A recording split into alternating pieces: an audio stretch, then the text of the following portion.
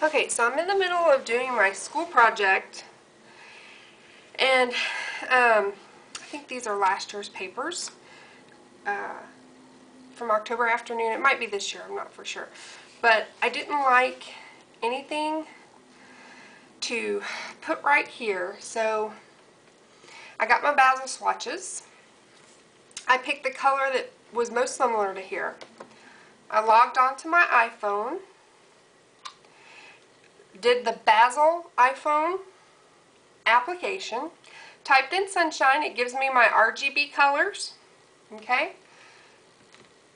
And then what I'm going to do is I'm actually going to make this little pencil. I made a class, and I'm going to make this little pencil to put the photos on. And I need these colors, and we're going to use our Cricut Imagine today to, since they didn't come with these colors as an option, to make this pencil with our Cricut Imagine. It's going to print it out and cut it, and I'm just going to put it down on there, and we'll look for the finished results here in a few minutes. What I'm going to do now is I'm going to need a pink. This really doesn't have any pinks, but it's got this red, and I think that if I use this red and lighten the color a little bit, it will give us a color that similarly matches, so that my pencil won't look so bright. Of course, I could just go with the regular pink and get it over with, because it's going to look like a pencil on the school page anyway. And then I'm going to, I have my silver metallic stuff, so I'm going to go find that. And I'm going to have one tip showing and one tip not showing, so I will try to match this orangey or the browns for that. So I'm going to go through here and match until I find, like here's mulberry, even though this one doesn't match. It might take me a while to match the color. Let's say Orange Crush matched, even though it doesn't. I then go to my Basil application. I push on Basil application. Card stack by color name. So I'm just going to type it in there. Select search. Okay, I'm going to take Orange Crush. And Orange Crush did not come up. It must be an expire one. So I'll select Orange Juice since it kind of looks the same. It might look the same on here, it might print different. Since Orange Crush wasn't in there, if it had matched this, I would pick another color that's closer to my similar one, write down the RGB colors, and we'll be back in a minute at the Cricut Imagine to show you why we wrote that down. Okay, so now we're here at the Cricut Imagine to finish our pencil. As you can see down here, it's not showing up, so I just took it out, plugged it back in, and then this will highlight, and it will say that's ready. If you do something before you recognize this cartridge, it kind of deletes it, so you want to do that first to make sure it's reading. Now, we're going to do the pencil. Okay, now that I've got my pencil at the right size, hope I'm not shaking too bad for you guys. Okay, we're going to click back. I'm going to click on layers. Here's my pencil layers. Okay, it's going to be this size since we already sized it. And then I want to do a shadow. So we are going to press shadow and do the pencil shadow. Okay. And now I'm finished. I'm going to then color each of these so it will print and cut and color my pencil completely. Okay, here's what I've got so far, and I will explain everything. Here's my shadow. This is my pencil, which is the background. I've got 5 different layers here because I'm using my community cartridge with the Cricut Imagine More cartridge. So it works a little different. You can choose to color each one of these layers and have them print them all, or you can leave them blank, and then when you go to the next page for placing, you can actually place your colored paper just like you would a Cricut cartridge. Okay, so I'm going to show you how I got these colors. These are the colors I picked out with my Basil swatches. Okay, I've clicked on that because I'm going to change that layer. I'm going to change the edit. Click on the pencil for the edit tool.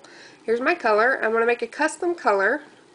You want to click on a new one here because if you start over here, you're ruining the one you saved. And we're going to do Smoky next, which is a light gray to go on our pencil. And let's see, 168.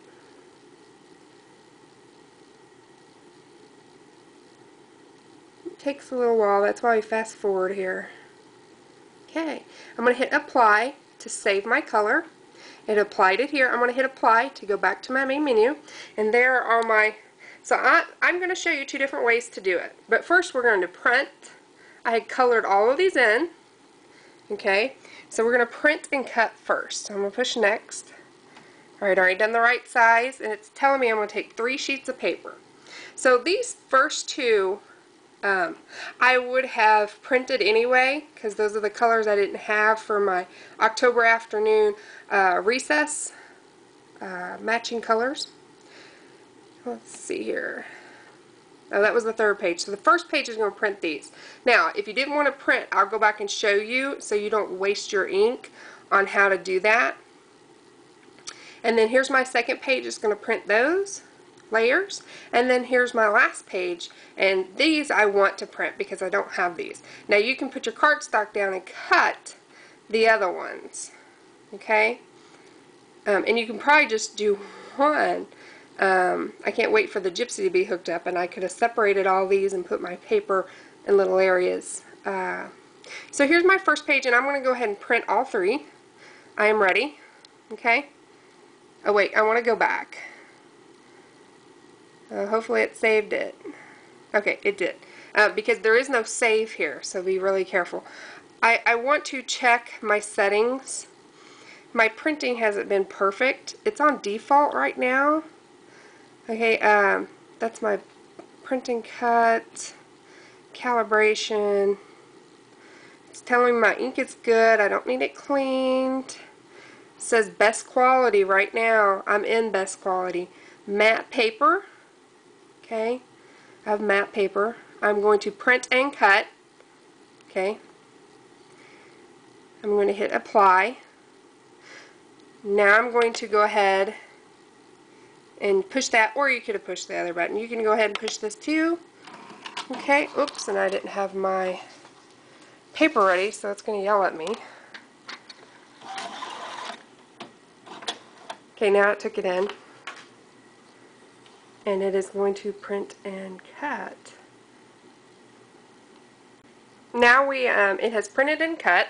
This actually looks a little green. I don't think I actually like it. I must have messed it up on saving my RBG colors. I'll go check. This blue for my shadow looks great, so we'll keep that. Now, and you're asking, okay, so why couldn't you color each one of these individually? Well, the reason is because it was on my community cartridge, an old Cricut cartridge. It was not a Cricut Imagine cartridge where it separates the layers here for you. So each one of these you would have been able to choose if it was a Cricut Imagine cartridge, but it's not.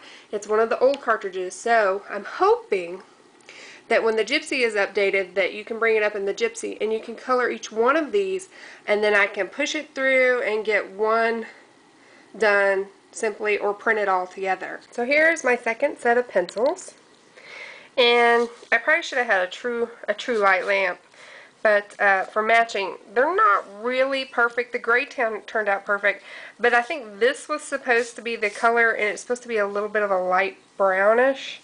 It's a little too pink. This is the orange, and it matches pretty close. So I'm happy with these. Let's print the next page and see. These are my last 2 cuts. And these were the grays that I chose for the pencil, like a metallic silvery. They did pretty good. They look good to me, so they printed out fine.